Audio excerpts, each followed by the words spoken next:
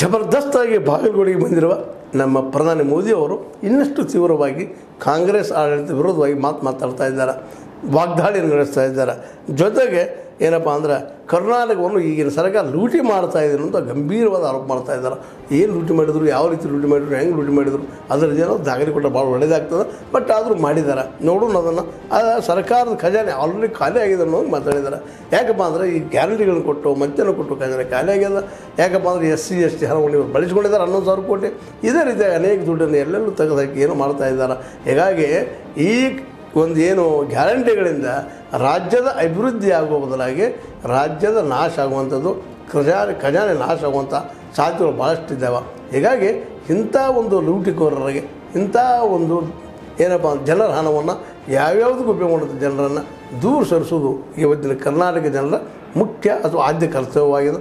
ಅದನ್ನು ತಡೆಯೋದಕ್ಕಾಗಿ ನೀವು ಈ ಸಲ ನಮ್ಮ PC ಗದ್ದಿಗೌಡರಿಗೆ ಓಟ್ ಕೊಡಬೇಕು, ಜೊತೆಗೆ ರಮೇಶ್ ಜಿಗಜಿಣವ್ರಿಗೆ ಓಟ್ ಕೊಡಬೇಕು ಅಂತೇಳಿ ಜನರಲ್ಲಿ ಮನವಿ ಮಾಡ್ಕೊಂಡಿದ್ದಾರೆ. ಇದನ್ನು ಜನ ಯಾವ ರೀತಿ ಸ್ವೀಕಾರ ಮಾಡ್ತಾರೆ, ಮೋದಿಯವರು ಬಯಸಿದಂಗೆ ನಡ್ಕೊಳ್ತಾರೆ, ಗ್ಯಾರಂಟಿ ಆಶೆಯನ್ನು ಬಿಡ್ತಾರೆ ನೋಡ್ಬೇಕಷ್ಟ. ನಮ್ಮ ರಾಜ್ಯದ ಕೆಲವು ಮಹಾನಾಯಕರಲ್ಲಿ ಒಬ್ಬರಾದಂಥ ಶ್ರೀನಿವಾಸ್ ಪ್ರಸಾದ್ ಅವರು ಇನ್ನಿಲ್ಲ ಅಂತೇಳುವಲ್ಲೇ ಭಾಳ ನೋವು ಅನ್ನಿಸ್ತದೆ. ಯಾಕಪ್ಪ ಅಂತಂದ್ರೆ ಅವರ ಜೀವನದಲ್ಲೇ ಬಿದ್ದಂಥ ಸಮುದಾಯದ ಸಲುವಾಗಿ, ದಲಿತರ ಸಲುವಾಗಿ ಹೋರಾಟವನ್ನು ಮಾಡಿ ಬೆಳೆದಂಥವರು ಇವತ್ತು ನಮ್ಮ ಜೊತೆಗಿಲ್ಲ. ಹೃದಯಾಘಾತದಿಂದ ಅವ್ರು ನಮ್ಮನ್ನು ಬಿಟ್ಟು ಹೋಗಿದ್ದಾರೆ.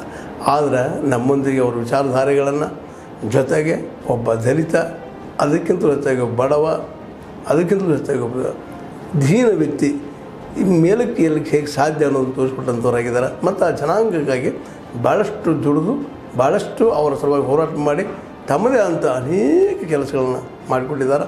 ಚಾಮರಾಜನಗರದ ಸಂಸದರಾದ ಇವರು ವಿಶೇಷವಾಗಿ ಭಾಳಷ್ಟು ಒಂದು ಏನಪ್ಪ ಅಂದ್ರೆ ರೆಸ್ಪೆಕ್ಟೆಡ್ ಪರ್ಸನ್ ಅಂತ ಹೇಳ್ಬೋದು ನಾವು, ಗೌರವಾನ್ವಿತ ವ್ಯಕ್ತಿಯಾಗಿದ್ದರು.